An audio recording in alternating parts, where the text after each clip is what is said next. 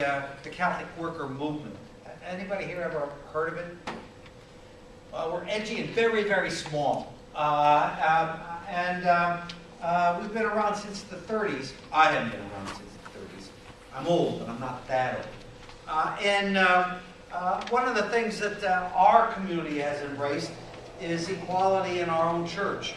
So we're strong advocates for women, equality for women. And our 40th anniversary, we had a woman come and celebrate Mass, which was not well received by our official church.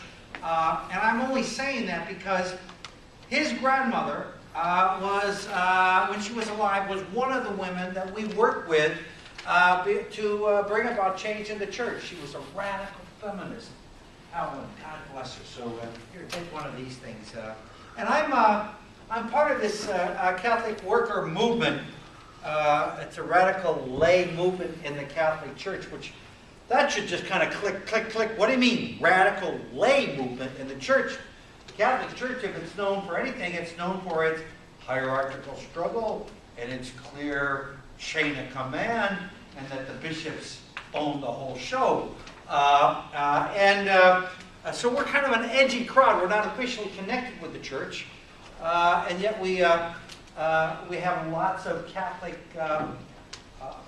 parts in our tradition. Our founder, however, these days the way we present ourselves to people like yourselves about becoming a Catholic worker is the first thing you need to know is you don't have to be Catholic to be a Catholic worker. Not in our community. You don't even have to be Christian to be a Catholic worker. You just have to be someone who has a certain affinity for Jesus, the guy in the story, and a common spirit, what we call our aims and means. We're pacifists. That's anybody know what a pacifist is?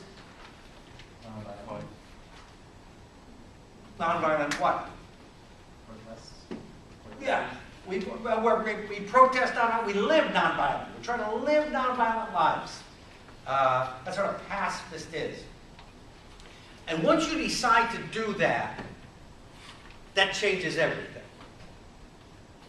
Because a pacifist tries to avoid non-pacifistic systems and organizations. Okay, can anybody think of a non-pacifist system or organization that a pacifist in this country would try to avoid? Military. Right. Good. So, let's take that right off the table. The military. A pacifist wants to live in a nonviolent way. What other ways in which a pacifist would have to deconstruct or at least stand aside? Or what are some of the violent systems that would be problematic to disconnect yourself to in this culture?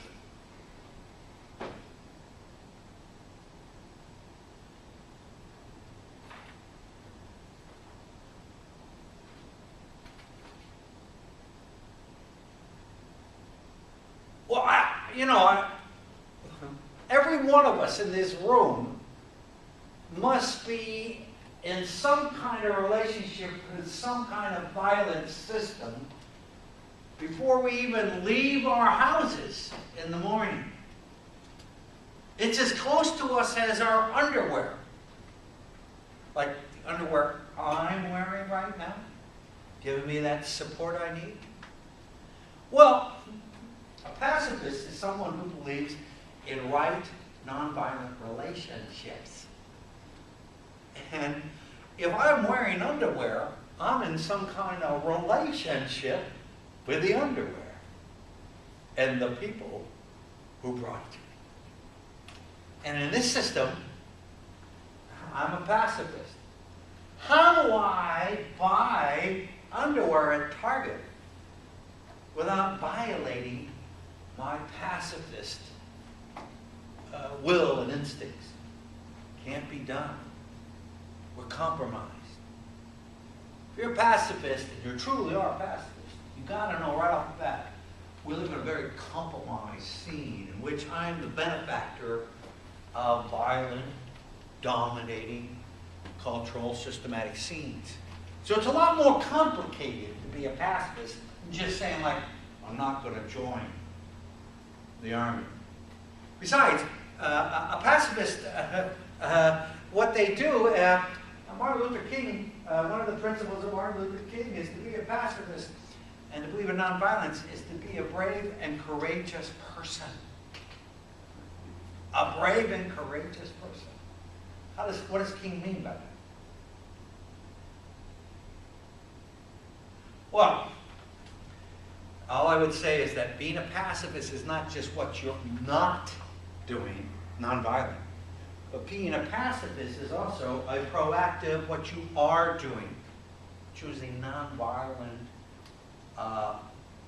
avenues in life that will put you in conflict with everything you live in. That's kind of like where my life. Let me try to be a little more explicit about who I am and what I'm going to try to tell you. I believe you and I, in this country, we believe we're living in the most violent country in the world. We are the most violent people in the world, bar none. And the root problem of this culture, off the rails, going to hell and violence, is that we are literally blind. We can't see it because we're in a great, deep, deep, deep sense of denial. Denial.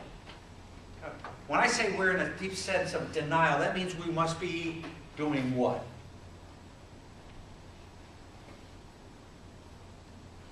Tell me, what is a culture that's in a deep sense of denial doing? If I say I live in a culture that's in a great, deep sense of denial, what am I suggesting? I may not be right, but what am I suggesting? Go ahead. Somebody said something? Avoiding the problem? Avoiding the problem. Oh, it's even worse than that. If you avoid the problem, at least you know you're avoiding a problem. Denial is deeper than that. Denial means not avoiding, denying the problem. The problem that exists doesn't exist. You get it? That's what. So avoidance, well, that's common. People do that all the time. Hell, I know right, I avoid it sometimes. But denial is even deeper than avoiding. Denial is you got no idea what you're missing. This country's in a deep, deep, deep sense of denial. And it's all, for me, it's the violence thing says it perfectly. Right now, most Americans believe that the greatest threat to world peace is ISIS, an extreme Islam ideology.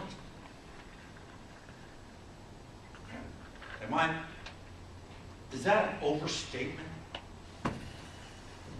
Wouldn't you say that if you watched any of the news coverages of any of the things, this is a very big issue, and generally speaking, right now, the very thing that's really violence unhinged, that's got to be taken care of, is ISIS. Well, this is where the issue of denial comes in. Only Americans believe that. Only Americans. And look, I'm not saying these ISIS people are nice. They're not altar boys. They're mean, they're ugly. They are truly violent people. I got no problem there. But we're talking about, a group of people who live in an area, a country, world, where it's mostly sand. They have no major metropolitan areas that they control. They're not producing anything. This crowd is just a bunch of thugs doing something to a group of people. in, as far as we're concerned, a land of nothing but sand and oil. Oh, God, Americans got that one. Oil. Yeah. Yeah. Now, why do I say we're in a great state of denial when we think that's the problem? As Americans, we're 5% of the world's population. And yet, our country has a military budget that's higher, more money spent on a yearly basis than the top 20 other countries in the world. I hope you don't lose this here. I'm going to talk about our friends and our enemies. You put the top 21 countries in the world spending money on the military, the United States would have more than the 20 closest nations in the world, including our friends and our enemies. We're the only country in the world that have military bases in over 100 countries. Over 100 countries. And I'm 65 years old. Name a place in the world, name a region in the world over the last 65 years that our U.S. military and empire has not had a negative experience on. Everywhere. Africa, Latin America, Asia. Now let's think about it. ISIS is the greatest threat. So only Americans see it that way. It's our God-given gift of being American. Have anyone ever heard of American exceptionalism? Now, that is a political term. What do you know about American exceptionalism? Just that, like, Americans believe, like, that they're superior. Like, this, I mean, the way that's how they got so far ahead with other countries. And, well, no, it's not just superior. We're not that crazy. We just say it's a burden. The American exceptionalism is our country's particular burden to have responsibilities above and beyond normal nations to help keep the world a better place. Don't you think that's generally what American exceptionalism is? I mean, Obama doesn't say it makes us more better people. Obama uses the word American exceptionalism. It's just an American burden.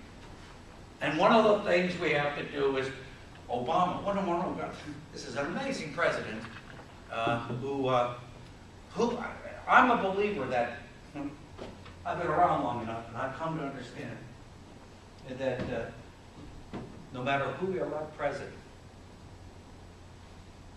the next president will be the worst president ever. And this has been true since, from my point of view, Richard Nixon. Because I was around with Nixon's around. I couldn't believe anybody could be worse than Nixon. But every president after Nixon has been the worst. Who was the president? Who was the president right after Richard Nixon? Didn't last long. Didn't even get elected president. Because when the president left, resigned, somebody took his place.